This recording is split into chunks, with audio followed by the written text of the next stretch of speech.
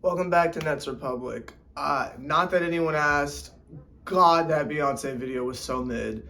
Like, the movie itself, well, movie, not video. The movie itself was good, like the behind the scenes and like what pop stars go through, and it's like the little sprinkles of Jay-Z you get, and like Kendrick Lamar and Meg Thee Stallion came out at one point, so like that was cool.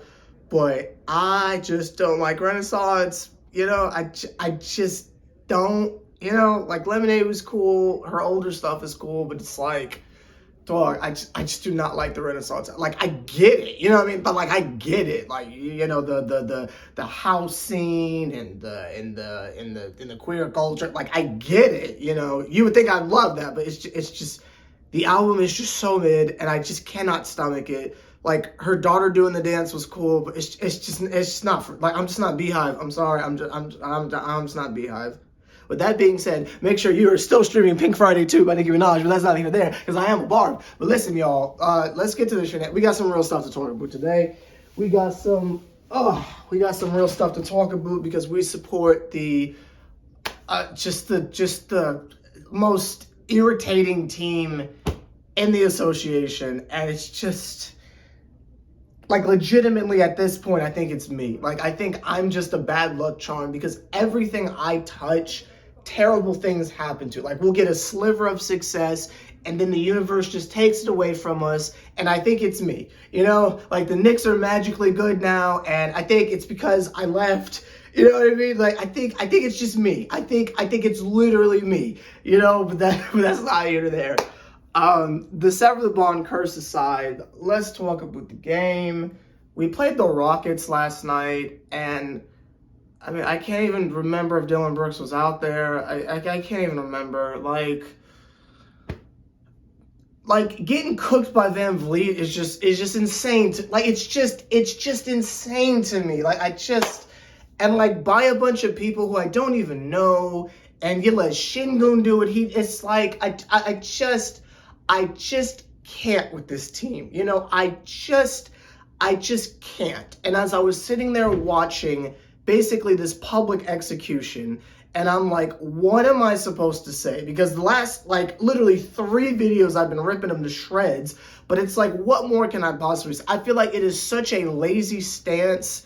And this is no shot at y'all in the comments. This is just strictly for me, because like, I'm the one that's on camera that has to like explain this crap. Like, I think it would be such a lazy stance for me to get on here and say like, look at what happens when Cam Thomas comes off the bench, versus when they're like, you know what I mean? Like, I just think that's such a lazy stance. Like, I think it would be really lame especially because he's not playing particularly well right now. So it's like, I can't get that off, right? Like, I can't get on here and try to focus on Claxton and say the man had 10 rebounds in the first quarter. Y'all, like, that's just not enough because we lost to the Rockets. And I don't care that the Rockets are better. You know what I mean? I don't care that the power of adultery and infidelity is what is fueling the Rockets coaching organization featuring Royal Ivy. Like, I can't do that. You know what I mean? That's not enough. Just like last video, just getting Josh Giddey just jokes off, like, that's not enough. And I'm sitting here like, what am I going to say? So I started to like really deconstruct, like, okay, like what point in the game did things go off the rails? Because much like the OKC game, it's not like we were getting blown out the whole game, right? Like, it's just things go off the rails at some point and we just never recover. Now, obviously, Jacques Vaughn has a lot to do with it. I just think the blame the coach angle, for me, y'all can say whatever you want in the comments, but for me, I think that's just like, I can't say anything else about Jacques Vaughn, right? And I'm still very confused as to why he looked amazing and now he looks clueless. Like, I'm still trying to piece that together in my mind. So while I'm really like trying to analytically, and y'all know I'm not X's and O's dude at all. I am trying to analytically look at the game and say, okay, is it a defensive coverage thing? Is it a situation of like, maybe it shouldn't be zone? Maybe like, I'm trying to think of something to tell y'all on camera, but what I kept saying in my mind is, Wish Dennis Smith was out there. Ugh.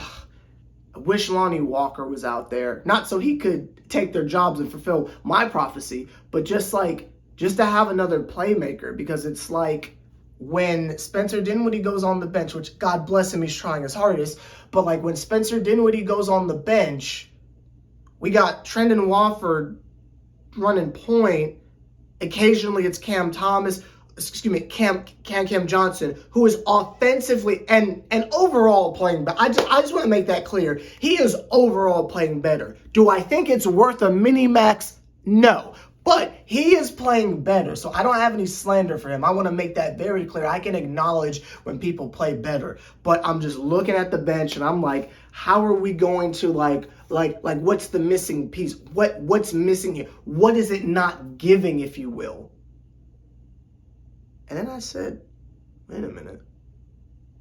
How long has Lonnie Walker been out? About 15 to 16 games? Oh, okay. Dennis Smith Jr. in total hurt is back again. And he's been out a consecutive, 18 in total. I'm like, okay. Well, back consecutive games. Back consecutive games. Getting on my nerves. Back nerves. Consecutive games. Do y'all know that we will have times where we are getting blown out by halfway decent teams by 40? And Ben Simmons is on TikTok putting ketchup on Pop-Tarts and we are down 40! It's like every time I get distracted by the other things happening on the team, which it's like going into this season, who would have thought that there would be multiple storylines that we're monitoring? It's like every time I try to focus on the twin narrative, how they're suppressing Cam, is he not getting enough shots now? You know, are defenses prepared for him to go off and Jacques Vaughn doesn't have anything for it? You know what I mean? I'm sitting there trying to think of what's going on here. We need people to care on defense. We need someone to be a defensive anchor other than Claxton. And I'm sitting here like, man, what do we need? Well, Jesus, a 7-foot Australian point guard that is only able to play D and pass the ball would be really helpful right now. And this man is putting ketchup on Pop-Tarts on TikTok. It's like I get so distracted by all the other extracurricular things happening with this team and the conspiracy theories and all that shenanigans that I forget that Ben Simmons is still not out there. He played 5 freaking games, and we ain't seen him since. Remember, they was load managing him at game 3. And y'all said, oh, but Sever, back injuries are serious. That's Ben Simmons. We ain't seen him since October.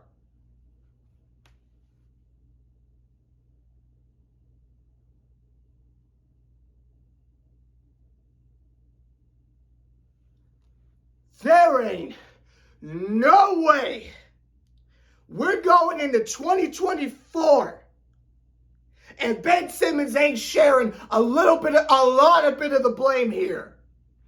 While I stand by, he is poo-poo, he is garbage, he's not what he used to be, he's what we need. Now, I don't think it solves anything, but at least it makes the games tolerable. Because I'm sitting here watching Trendon Wofford bring the ball up the court. I'm sitting here watching Claxton on a 10-rebound first quarter set the pick, roll to the basket, wide open. I'm talking Dakota Fanning Bridge to Terramithia remake 2004. You gotta keep your mind wide open. All the possibilities.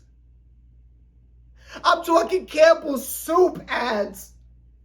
Same circuit. 2004. Possibilities.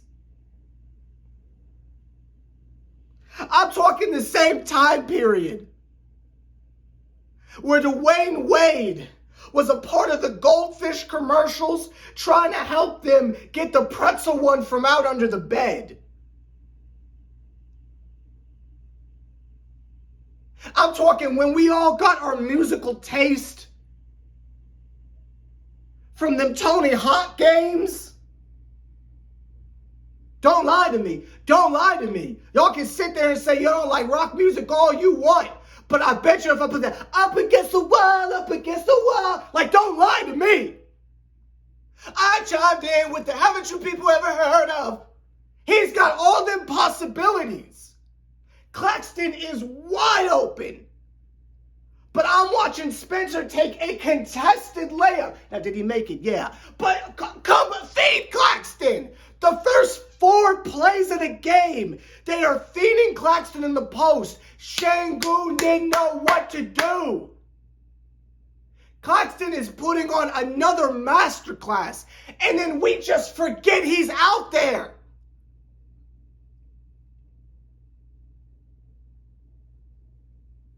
Ben Simmons wouldn't forget.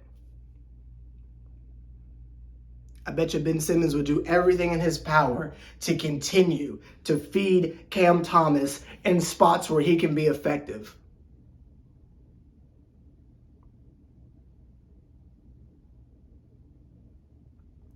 If this man Ben Simmons was good enough to make JJ Redick popular enough to have a podcast, a successful, because everyone's got a podcast, a successful podcast, I'm going to be honest with you, he could be good enough to unlock whatever we have going on here.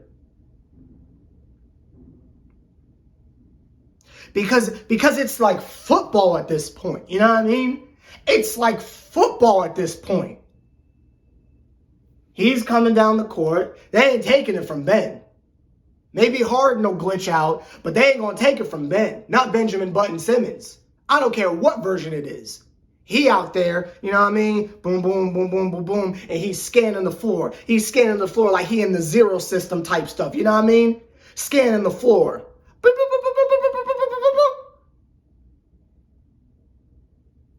I got Royce O'Neal right there. If he ain't hitting shots, backdoor cut.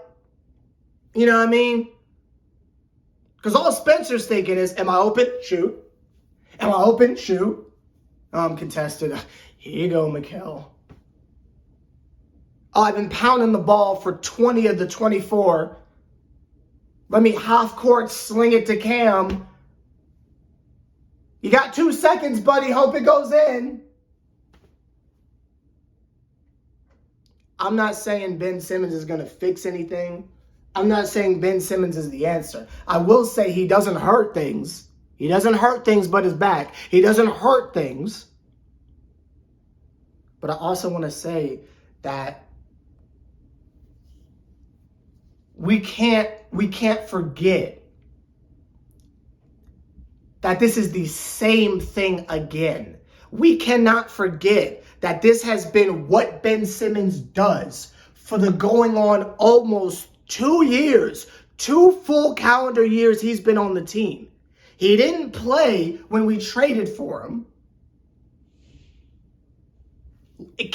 KD and Kyrie got swept. No Ben Simmons to be found. He didn't even play yet.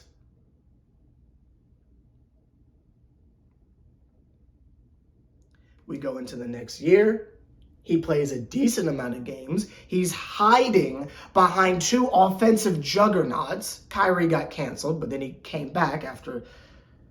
Oh, God, Kyrie. Anyway, last year was terrible. But anyway, so they come back, 20-game win streak, blah, blah, blah, blah. KD gets hurt.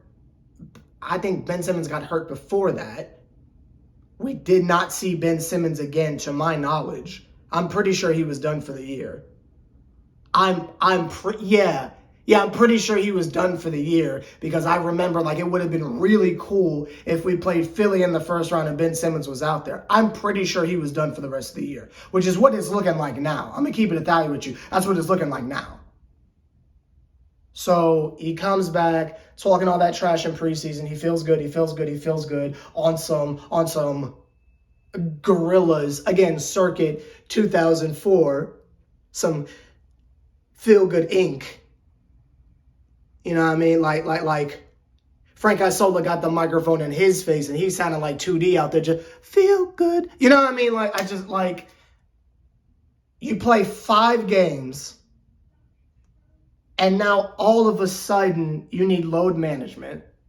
And then the next game, we just don't see you again. And unlike last year where he got slapped in the face and hurt his back, which again, I'm still trying to figure out how that's possible. We don't even know what happened this time. Like, I feel like I put a lot on Mikal and a lot on Jacques Vaughn. But if there is anyone we need to be firing up the trade machine for, it's Ben. I mean, either you come back, no pun intended, or if you like, I think this is a good barometer of if you feel like you're not going to come back this year, trade deadline, get him out. What we would get for Ben at this point, I haven't the slightest idea. But like I can't go as hard as I do on Mikal and Jacques Vaughn and ignore the fact that Ben Simmons, again, is putting ketchup on Pop-Tarts. Like I can't, I'm not gonna let it slide. You got me, Ben. I forgot you were on the team for about 2 months again. You got me. But you're not getting away with it this year. And I'm on you until the day you come back or get traded. I'm on you if you think I'm going to just forget this. Because as much as we like to point to, well, as I like to point to, the fact that the team was above water, I heavily attribute that to Cam Thomas being in the starting lineup and the role he was playing, and the fact that when he would get doubled, he would move the ball and all the stuff that comes with it, and his effort on defense. I mean, he had a great steal last night, like highlight play, like, but we just gonna act like he don't do nothing, but that's fine. Like I just, while I think that's a large part of it, I think Ben Simmons being out there would definitely help things. Especially because he is a part of the team. He's a part of what makes the team go. And this isn't a sever the bond narrative. That's what they told us. That's what they told us going into the season. We go as far as Ben Simmons and Mikal can take us. Mikal Bridges is a fraud, and Ben Simmons is nowhere to be found. Get rid of one of them. Get rid of one of them. Because if you ask me, Cam Thomas is overachieving. Claxton is, again, making quantum leaps. Baby honest. Though Dennis Smith Jr. is always hurt, seems to play pretty well when he's out there. Like, I think it should be like people like Royce O'Neal who should be on a mini-max. Not the nepotism twins, but that's just me. The point of this video is, I know there's a lot of confusion, there's a lot of anger, there's a lot of chaos, and we are just free falling again, and it sucks to be a Nets fan right now, but don't forget, we got to light Ben Simmons up. Don't forget that, man. Because he think he's slick, like we just forgot he's on the team. I ain't forget Nathan. Nathan hot dogs. I'm sorry. That was really bad.